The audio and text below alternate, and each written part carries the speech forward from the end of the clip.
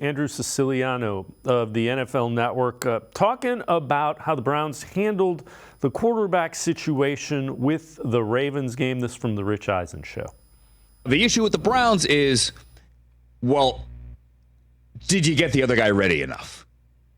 And did you lull yourself into a false sense of confidence that Deshaun was going to play because he said he was going to play, and then you took the field kind of unprepared? And that has to be unpacked. I don't know the right answer, to be honest with you, but that's what the sports talk radio and the angry fans are going nuts with in Cleveland right now. Well, okay,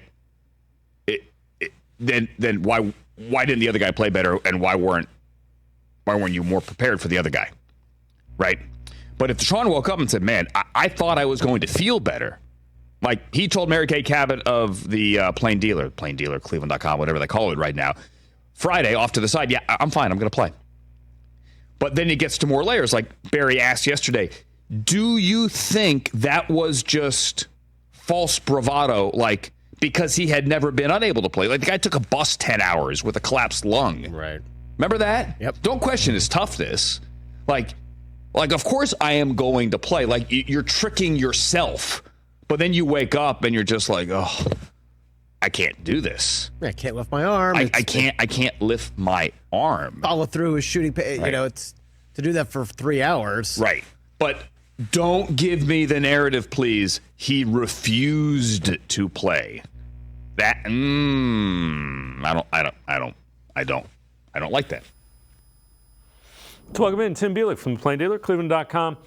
Tim, I agree with what Andrew Siciliano is saying there. If you can't throw the ball, you can't play quarterback in the NFL. You just can't.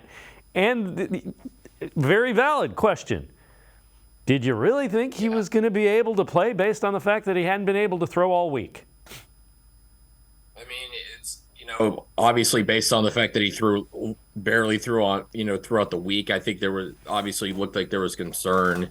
And I think, it goes back to what Andrew was kind of talking about there is if he can't throw the football, you're really not really able to provide much of the quarterback position. And considering it was a shoulder injury, an injury that directly impacted his ability, that I think plays more into it than anything because, he referenced the collapsed lung and, the injuries Deshaun Watson has played with in his career.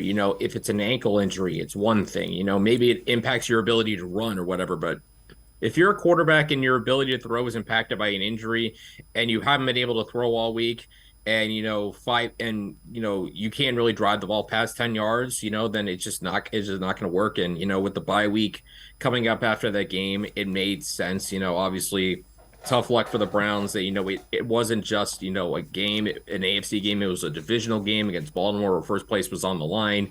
It just kind of tough luck for the Browns, how that kind of unfolded. But, I think just, with the fact that they had 13 games left after this, you have time to make up ground.